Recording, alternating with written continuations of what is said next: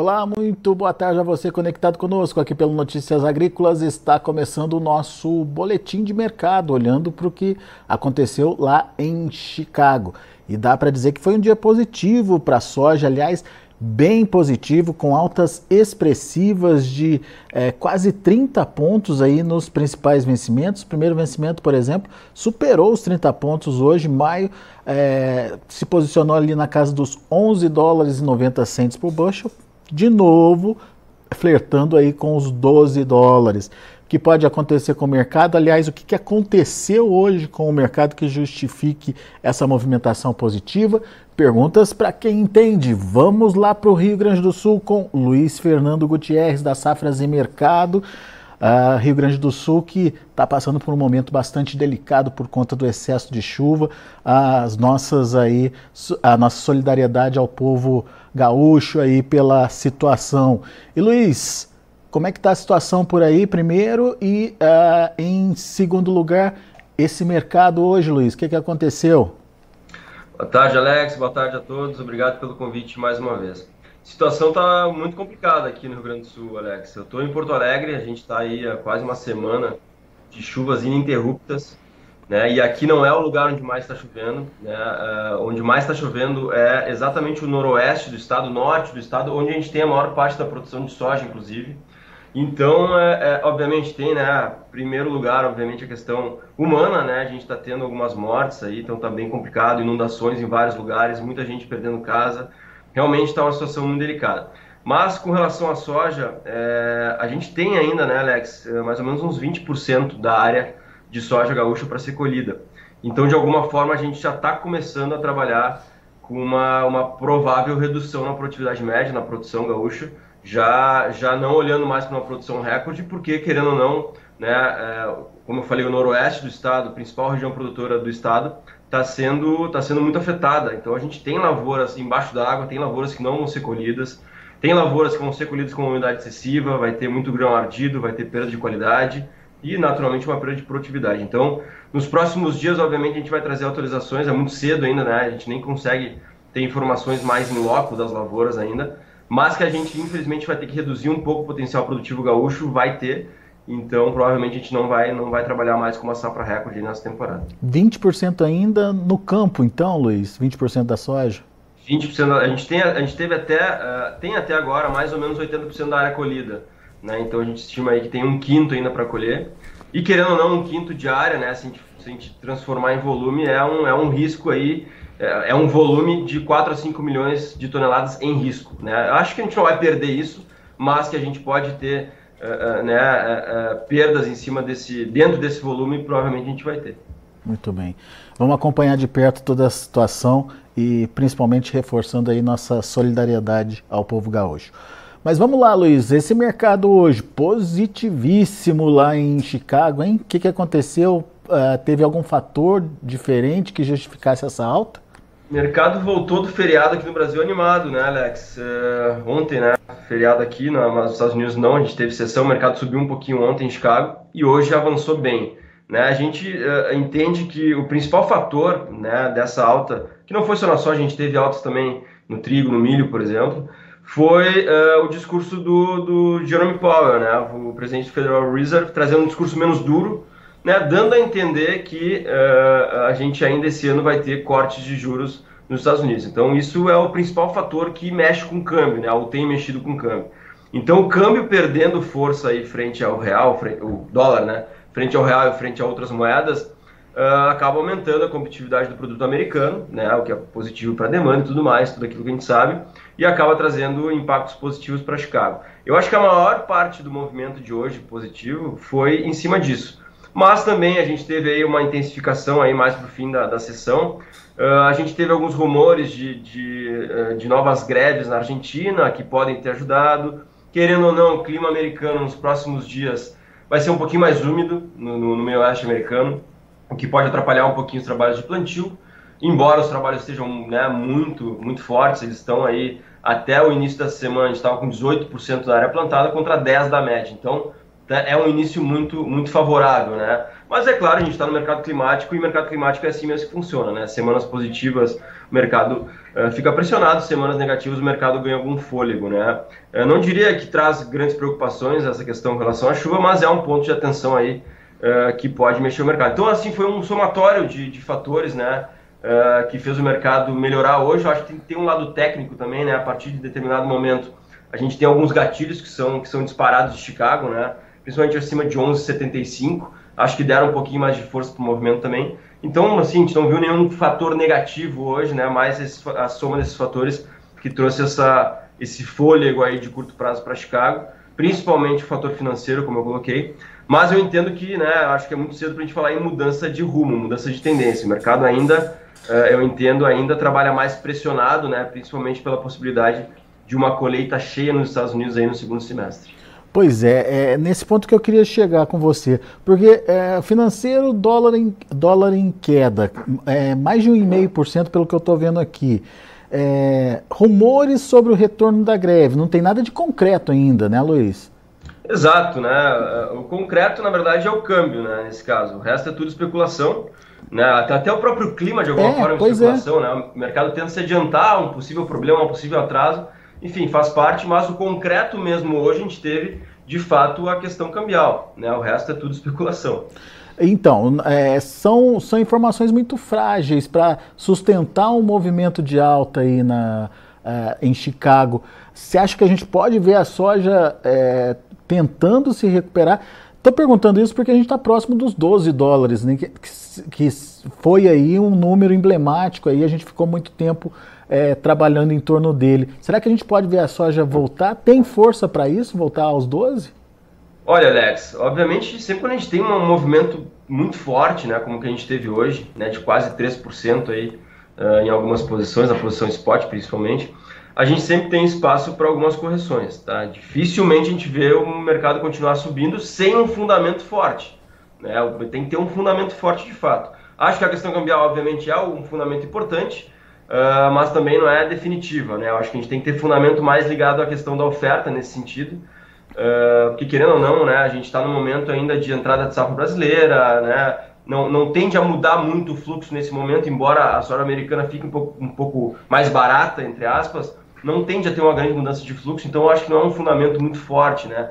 O fundamento forte seria um problema na safra americana, esse sim, aí traria um fundamento forte, ou algum problema na colheita argentina, que a princípio não, né? Essas chuvas estão bem localizadas no Rio Grande do Sul, não estão pegando a zona núcleo da Argentina, pelo menos não nessa intensidade, então não tem problema na Argentina. Então eu acho que falta fundamento para o mercado ultrapassar os 12. Pode até tentar bater nos 12 aí, testar o patamar de 12, que é um patamar muito importante, né, como tu colocou, mas eu acho que não tem fundamento para trabalhar acima. Até pode tentar, mas eu acho que apontar para cima, passar os 12, daqui a pouco buscar 12,30, 12,50, eu acho que pelo menos até esse momento eu não vejo nenhum grande fundamento aí para trazer força para isso. Muito bem. Vamos olhar para o Brasil. Até então a gente se beneficiou com a alta do dólar por aqui, também modificando preços, enfim, até estimulando aí algumas vendas há uma semana, 2 semanas atrás, Luiz. Agora a gente tem um movimento contrário, dólar caindo e Chicago subindo. E hoje, em especial, Chicago subindo bem, né? Como eu falei, quase 30 pontos de alta lá na Bolsa de Chicago. Muda alguma coisa por aqui ou o dólar toma parte desse ganho, Luiz? Não, naturalmente o dólar toma parte desse ganho, mas é interessante, Alex, que nas últimas 2 semanas, né, na maioria das sessões onde a gente teve maior volatilidade, o movimento do câmbio prevaleceu ao movimento de Chicago, né? Quando a gente teve câmbio mais forte, Chicago caiu, a gente melhorou o preço. Quando a gente teve câmbio mais fraco, Chicago subindo, o preço caiu, perdeu força, porque acompanhou mais o câmbio, né? Acabou que o câmbio teve mais relevância na formação do preço. Hoje foi o contrário. Hoje, apesar da queda importante do câmbio, como a alta de Chicago foi muito forte, né?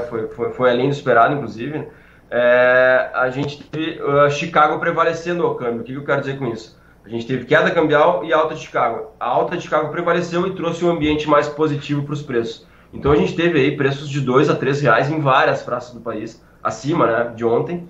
Então é um movimento interessante aí, né? A gente vem comentando há alguns dias que a gente está num ambiente um pouquinho mais positivo, até mesmo nos prêmios, né? E eu acho que é um movimento que traz oportunidade para o produtor, né? Produtor que ainda está pouco vendido. De novo, o produtor tem que vender em alta, né? Quando o mercado está em alta, né? Não tentar acertar no topo, que é muito difícil. Então o mercado está em alta agora e daqui a pouco o produtor que tem necessidade consegue preços aí 5, 10 reais se a gente comparar com relação a um mês atrás. Então é um momento de oportunidade, é inegável isso, né? Obviamente que vai depender aí da vontade do produtor em participar desse mercado ou querer especular um pouco mais para tentar um patamar um pouco mais alto ali na frente. Mas os preços, de uma forma geral, melhoraram bem no Brasil hoje, né? Os portos chegando aí a 133 até no maio. Então é um patamar bem interessante que há um bom tempo a gente não via, né, Alex? Ô, Luiz, me fala uma coisa. Você viu comercialização acontecendo hoje? O produtor se interessou pelos novos níveis de preços? Sim, sim. Se a gente comparar com ontem, ou essa semana como um todo, a gente teve um dia bom de comercialização hoje. O produtor apareceu no mercado de novo, né, com esse aumento das pedidas aí, ou dos bids dos compradores. Então a gente teve um volume de negócios bem melhor hoje. Ainda não é aquele super volume, né, que todo mundo gosta de ver no mercado, mas foi um volume melhor comparado aos dias anteriores aí sim. Muito bem.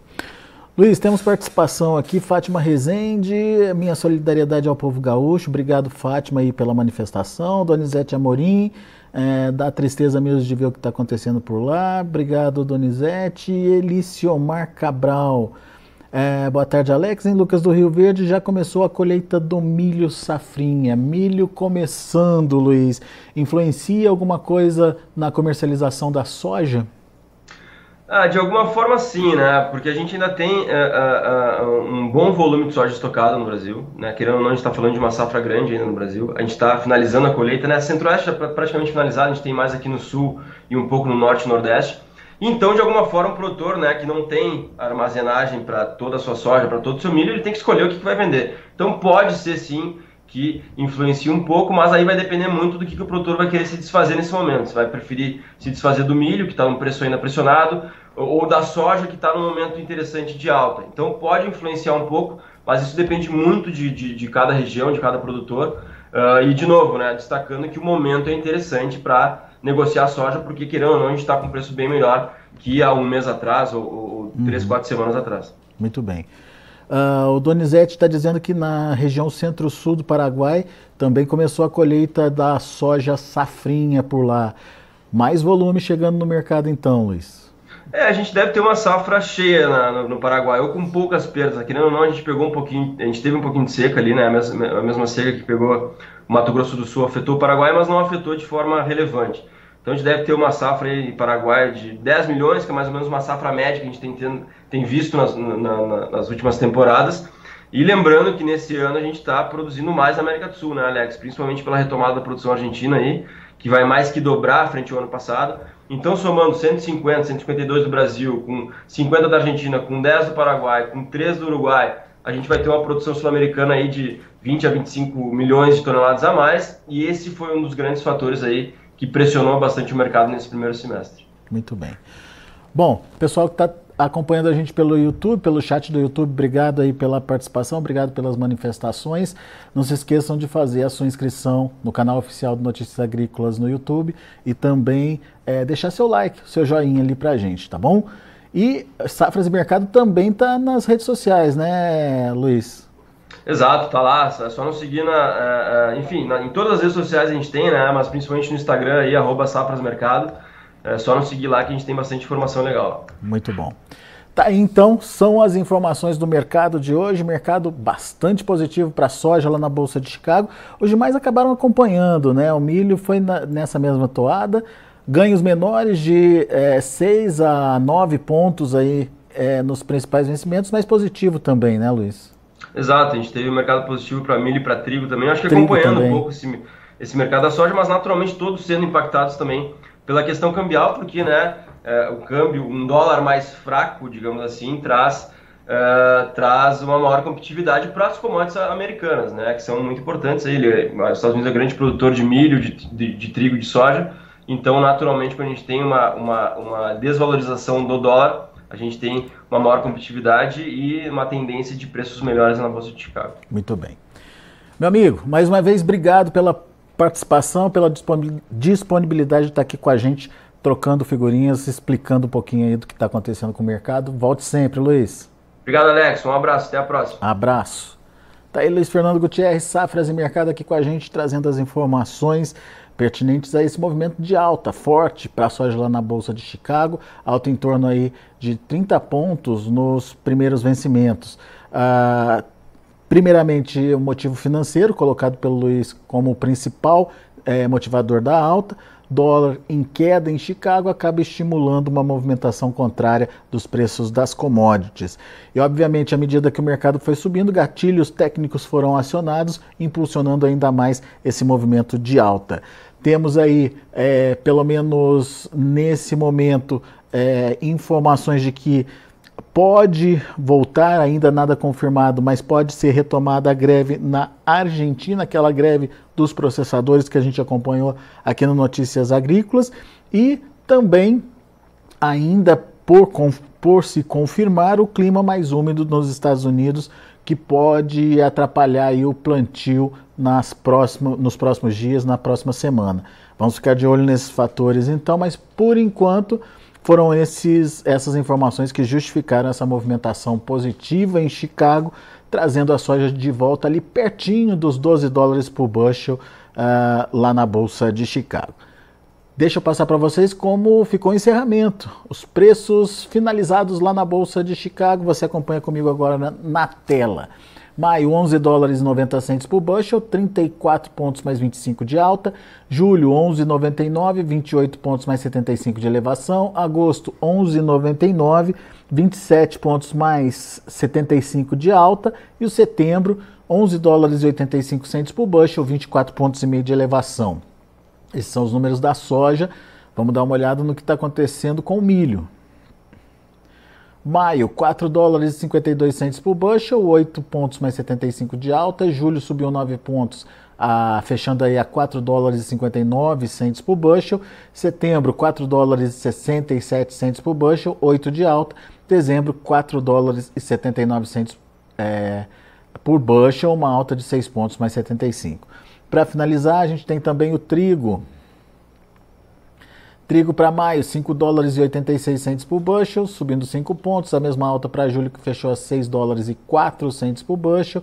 Setembro, 6,24, subindo 5 pontos mais 25. E o dezembro, 6 dólares e meio, uma alta aí de 4 pontos mais 75. São os números do mercado de grãos lá na Bolsa de Chicago. A gente vai ficando por aqui. Agradeço muito a sua atenção e a sua audiência. Notícias agrícolas e informação agro relevante conectada.